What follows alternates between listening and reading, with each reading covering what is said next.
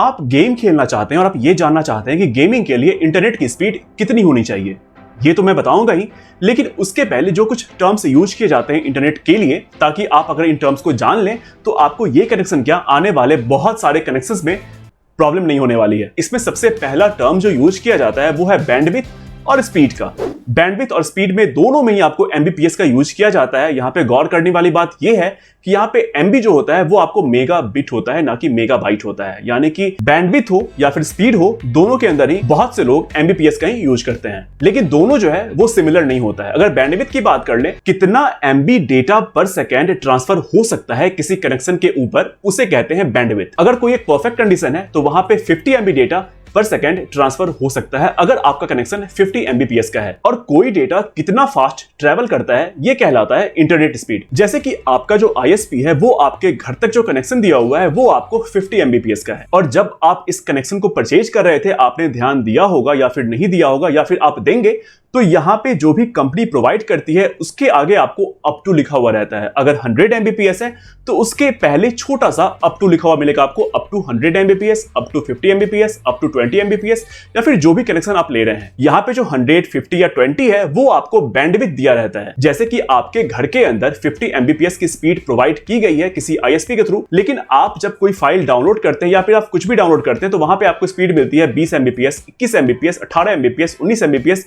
मतलब इसके आसपास ही रहता है। तो 50 एमबीपीएस जो आपने कनेक्शन ले रखा है वो आपका बैंडविड्थ है, और यहाँ पे 18, 19, 20 या फिर 21 जो भी आपको मिल रहा है वो आपके इंटरनेट की स्पीड है। अगर सब कुछ सही चलता है, अगर सब कुछ परफेक्ट है, तो यहां पे जो आपके इंटरनेट की स्पीड है वो मैच कर जाती है बैंडविड्थ से। यानी कि 18 एमबीपीएस हो सकता है कि 50 एमबीपीएस हो जाए अगर आपका कनेक्शन भी 50 एमबीपीएस का है तो। अब जानने वाली बात यह है कि स्पीड और बैंडविड्थ के बीच में इतनी जो दूरी बनी हुई है, इसके फैक्टर्स क्या क्या हैं। मैं आपको कुछ एग्जांपल्स दे देता हूं ताकि आपको एक रफ आइडिया हो जाए। सबसे पहला तो यह है कि आपका जो आईएसपी है, अगर कोई लोकल आईएसपी है तो उस आईएसपी तक फाइबर कनेक्शन आया हुआ है, लेकिन वो आईएसपी आपके घर तक कॉपर वायर के थ्रू कनेक्शन पहुंचा रहा है। दूसरा फैक्टर यह है कि आपके घर तक फाइबर आया हुआ है, लेकिन जो राउटर है, जो वाईफाई राउटर है, वो उतनी स्पीड प्रोवाइड नहीं कर पा रहा है जितनी की फाइबर की स्पीड है। तीसरा कि घर के अंदर कितने हैवी यूजर्स हैं, और चौथा ये कि वाईफाई का चैनल कौन सा है। और भी बहुत सारे फैक्टर्स हैं, लेकिन जो ये मेजर फैक्टर्स हैं वो मैं आपको बता रहा था, और ये बस आपको एक एग्जांपल के तौर पे मैंने बता दिया। तो जो सड़क होती है, जो रोड होता है, उसमें जो लेन्स होते हैं उसे आप बैंडविड्थ समझ लीजिए, और जो उस पे गाड़ियां दौड़ती है उसे आप इंटरनेट की स्पीड समझ लीजिए। अगला पॉइंट आता है कि डाउनलोड स्पीड और अपलोड स्पीड क्या होता है। अगर डाउनलोड स्पीड की बात कर ले तो कोई भी इंफॉर्मेशन जो है वो सर्वर से आपके डिवाइस तक कितना फास्ट पहुंचता है उसे ही कहते हैं यहाँ पे डाउनलोड स्पीड। अगर यहाँ पे आप इंस्टाग्राम का एग्जांपल ले ले, आपने इंस्टाग्राम खोला और फोटो जो भी आप देखना चाह रहे हैं वो कितनी जल्दी आपके फोन के ऊपर खुल जाता है, ये होता है डाउनलोड स्पीड। वहीं अगर अपलोड स्पीड की बात कर ले, कोई भी इंफॉर्मेशन आपके डिवाइस से सर्वर तक कितना फास्ट पहुंचता है, ये कहलाता है अपलोड स्पीड। यहाँ पे अगर आपने इंस्टाग्राम खोला, वहां पे आपने अपने फोटो को अपलोड किया, तो ये अपलोड में कितना समय लेता है, कितनी स्पीड होती है अपलोड होने में, वो यहाँ पे कहलाता है अपलोड स्पीड। अगला पॉइंट आता है लेटेंसी।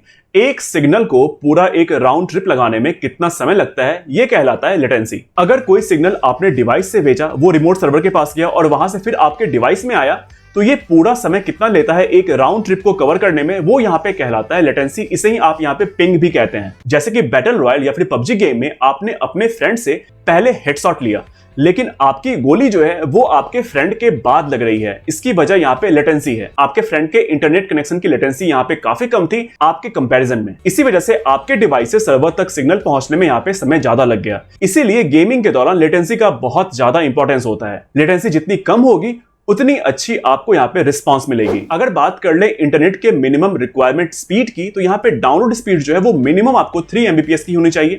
वहीं आपको अपलोड स्पीड जो है वो आपको 2 एमबीपीएस की होनी चाहिए। ये मिनिमम रिक्वायरमेंट है। लेकिन अगर आप मुझसे पूछेंगे तो मैं आपको ये रिकमेंड करूंगा कि आपका जो कनेक्शन है उसके अंदर डाउनलोड स्पीड आपको 25 एमबीपीएस से ऊपर होनी चाहिए, अपलोड स्पीड 5 एमबीपीएस से ऊपर होनी चाहिए, और लेटेंसी जो है वो आपको 50 मिलीसेकंड से कम होनी चाहिए। लेकिन वहीं अगर आप कोई एफपीएस गेम खेल रहे हैं तो यहाँ पे जो लेटेंसी है वो आपको 20 मिलीसेकंड या फिर उससे कम होनी चाहिए, नहीं तो आपका फ्रेंड आपसे स्लो होने के बावजूद भी आपसे पहले हेडशॉट ले ले। अब बारी है कुछ ऐसे टिप्स की जब आप कनेक्शन ले लेते हैं और फिर भी आपको यहाँ पे थोड़ी बहुत परेशानी हो रही है, तो आप यहाँ पे क्या कर सकते हैं। अगर आप पीसी के अंदर कोई गेम खेल रहे हैं और यहाँ पे लेटेंसी जो है वो आपको ज्यादा है, तो गेमिंग के दौरान आप यहाँ पे वायरलेस कनेक्शन नहीं बल्कि वायर्ड कनेक्शन के थ्रू गेम खेलें। दूसरा ये कि पॉसिबल पॉसिबल हो तो आप घर तक फाइबर कनेक्शन के लिए डिमांड करें। तीसरा, अगर वायर्ड कनेक्शन पॉसिबल नहीं है तो जितना हो सके आप अपने राउटर के पास बैठें। पास बैठने का मतलब ये नहीं कि आप राउटर के ऊपर जाके बैठ जाएं। पास बैठने का मतलब ये है कि वाईफाई राउटर का जहां तक सिग्नल स्ट्रेंथ स्ट्रांग आ रहा है वहां पे आप बैठें। चौथा ये कि अगर आप थोड़ा भी वायरलेस राउटर के बारे में जानते हैं तो आप यहां पे पोर्ट फॉरवर्डिंग कर सकते हैं। अगर मैं कभी इस पे वीडियो बनाऊंगा तो उसका लिंक मैं यहां पे आई बटन पे डाल दूंगा। इस वीडियो में मैंने सारे बेसिक पॉइंट्स और आपको कितनी स्पीड चाहिए, क्या रिकमेंडेड है, क्या मिनिमम है, और मैंने वो सारे पॉइंट्स कवर किए जो कि आपको जानना चाहिए। और मुझे लगता है कि आपको इस वीडियो से हेल्प भी मिली होगी। अगर आपको ये वीडियो अच्छा लगा तो आप इसे लाइक कर दें, अपने दोस्तों के साथ शेयर कर दें और इस चैनल को सब्सक्राइब कर दें। मिलते हैं फिर से किसी नेक्स्ट वीडियो में नए टॉपिक के साथ। तब तक के लिए थैंक यू, धन्यवाद।